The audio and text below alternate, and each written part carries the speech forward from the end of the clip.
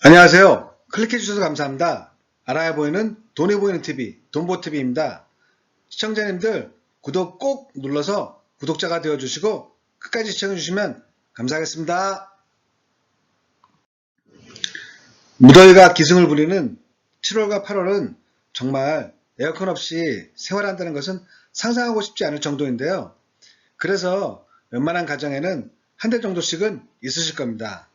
저희 집도 아이들 방은 각각 창문형 에어컨이 있고 거실에는 스탠드형 에어컨, 안방에는 거실과 투인원을 이루고 있는 벽걸이 에어컨이 있는데요.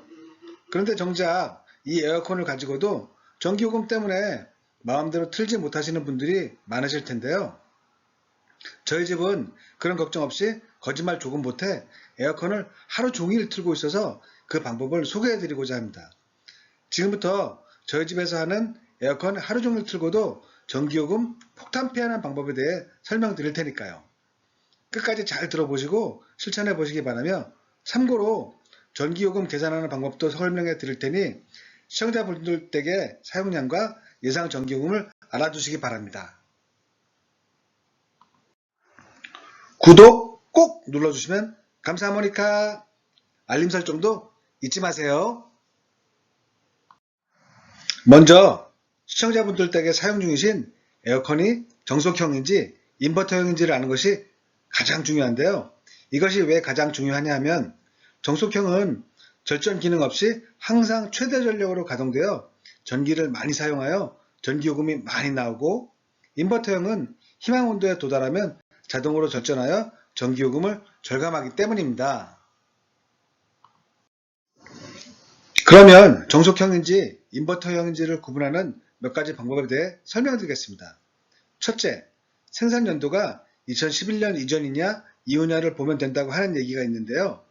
2011년 이전 것은 정속형이고 2011년 이후 것은 인버터형이라고 많이들 하는데 사실이 아닙니다.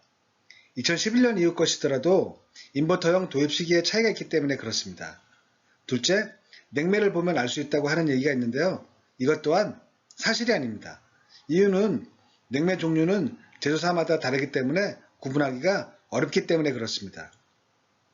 셋째, 에너지 효율 등급을 보면 알 수 있다고 하는 얘기가 있는데요. 이것 또한 사실이 아닙니다. 2011년 이전 것은 5등급으로 되어 있고 2011년 이후 것은 1등급에서 3등급으로 되어 있으나 2018년 10월 이후 출시 제품의 경우 에너지 소비 효율 등급 기준 강화로 인해 3등급 또는 4등급으로 되었다고 하니 이 점 참고해 주시기 바랍니다. 넷째, 에어컨 옆에 붙어있는 라벨지의 전격 능력을 보면 알 수 있다고 하는 얘기가 있는데요. 이것 또한 사실이 아닙니다. 전격 능력에 전격, 중간, 최소라고 표시되어 있는 것이 인버터형이고 전격 능력이라고 한 가지만 되어 있는 것이 정속형이라고 하는데요. 가끔 인버터형 중에서도 한 가지만 표시되어 있는 것이 있기 때문입니다. 다섯째, 라벨지 또는 케이스를 통해 확인하는 방법인데요. 라벨지 또는 케이스에 인버터라고 쓰여 있다면 인버터형이고 쓰여 있지 않다면 정속형인 것입니다. 그런데 라벨지 또는 케이스가 없다면 어떻게 할까요? 마지막 여섯 번째, 모델명을 인터넷 검색하여 확인하는 방법 또는 제조사 서비스 센터에 직접 전화를 걸어 문의하시는 방법이 있는데요. 잘 모르실 때는 가장 확실한 방법입니다.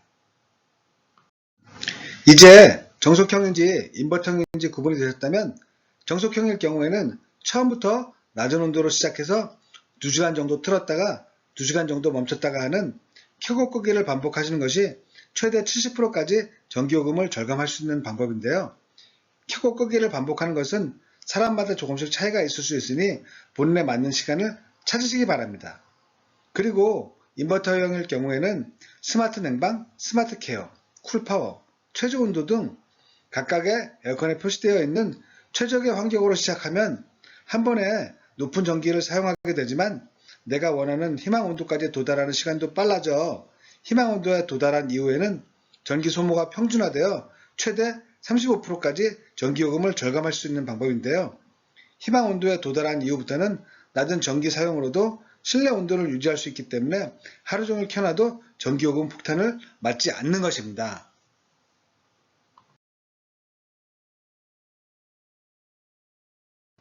그러면 부가적으로 전기요금 아끼는 꿀팁에 대해 설명드리겠습니다. 첫째, 실외기 관리 및 청소인데요. 에어컨보다 실외기가 더 비싸다는 사실 알고 계신가요? 그 이유는 실외기의 압축기 컴프레서가 가장 비싸기 때문입니다. 그렇기 때문에 실외기는 햇빛이 직접 닿는 직사광선보다는 그늘진 곳이 더 좋으며 실외기 주변이 막힌 것보다는 뚫려있는 곳이 훨씬 좋아서 냉방 효율이 최대 30%까지 개선된다고 합니다. 그러나 실외기 어쩔 수 없이 햇빛이 직접 닿는 직사광선에 노출된다면 차양막 등을 이용해서 온도를 낮춰주시는 것이 보관 및 사용에 좋습니다. 그리고 실외기를 장기간 청소하지 않을 경우 공기 배출구 주변에 먼지가 쌓여 공기순환이 제대로 되지 않아 전력 효율이 낮아지고 전기요금은 올라가게 되는 원인이 되니 가급적 1년에 한 번이라도 청소해 주시기 바라며 직접 청소하기 힘드시다면 전문 청소업체의 도움을 받으시는 것도 한 가지 방법입니다.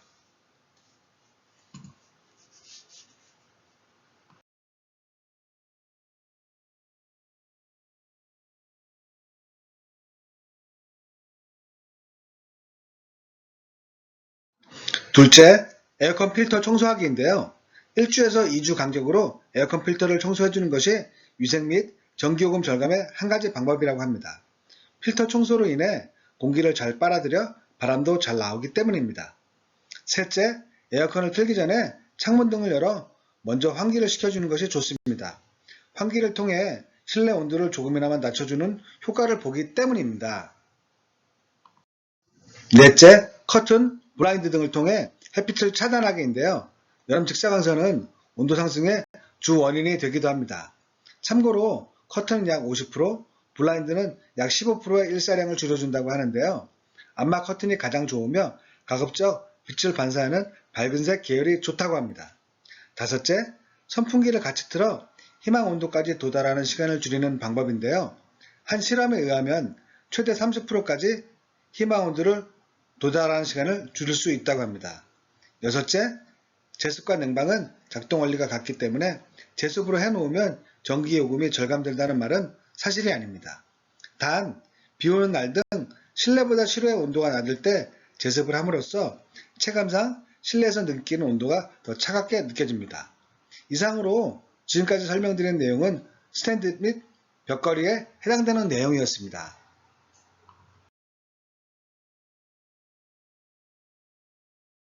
추가적으로 창문형 에어컨과 시스템 에어컨에 대해 설명드리자면 창문형 에어컨은 본체와 실외기가 일체형으로 실외기가 그리 크지 않기 때문에 정속형, 인버터형이 그리 큰 차이가 없는데요. 체감상 저는 정속형보다는 인버터형이 잘 때는 더 좋은 것 같습니다. 정속형은 같은 온도인데도 더 추운 것 같거든요. 시스템 에어컨은 가장 큰 장점인 처음 가동한 방의 냉매가 이미 낮은 온도를 갖고 있기 때문에 다른 방을 틀어도 실외기가 최초로 가동할 때처럼 100% 운전을 하지 않습니다. 그래서 처음에만 높은 전기를 사용하고 나중에는 적은 전기로 좋은 효율을 냅니다. 마지막으로 전기요금 계산 방법인데요. 에어컨 옆 라벨지에 붙어있는 전격 입력 또는 소비 전력을 보시면 됩니다. 계산 방법은 예를 들어 저희 집에 있는 스탠드형 에어컨 중간이 전격 입력이 1100W라고 한다면 1100W 곱하기 10시간은 11kWh가 됩니다. 11kWh 곱하기 30이라면 330kWh가 되는데요. 내가 에어컨으로 한 달 동안 사용하는 전력량은 330kWh가 되고요. 네이버에 전기세 계산기라고 입력하신 후 아파트는 보통 주택용 고압으로 계산해 보시고 빌라 등은 보통 주택용 저압으로 계산해 보시면 됩니다. 그런데 여기서 주의할 점은 방금 계산하신 것은 에어컨만 해당이 됐다는 것입니다. 그러니 다른 전기 사용량도 함께 포함해서 계산해 보시면 되는데요. 전기세는 누진세라는 것이 있습니다. 그래서 300kWh까지는 기본요금 910원에 전력량요금 1kWh당 93.2원, 301kWh부터 450kWh까지는 기본요금 1600원에 전력량요금 1kWh당 187.8원, 450kWh 초과 시에는 기본요금 7,300원에 전력량요금 1kWh당 280.5원이 됩니다. 450kWh가 되면 평소 전력량 요금보다 3배가량 전기요금 오르는 것이니 전기요금 폭탄 잊지 마시기 바랍니다. 끝까지 시청해주셔서 감사합니다. 다시 한번 부탁드립니다. 구독자님들 구독 꼭 눌러서 구독자가 되어주시고 도움이 되셨다면 좋아요, 알림 설정도 부탁드립니다. 좋은 영상 제작에 큰 도움이 됩니다. 제 영상을 보시고 궁금하신 내용이나 실제 사실과 다른 부분이 있을 경우 댓글 남겨주시면 답변 수정하도록 하겠습니다. 감사합니다.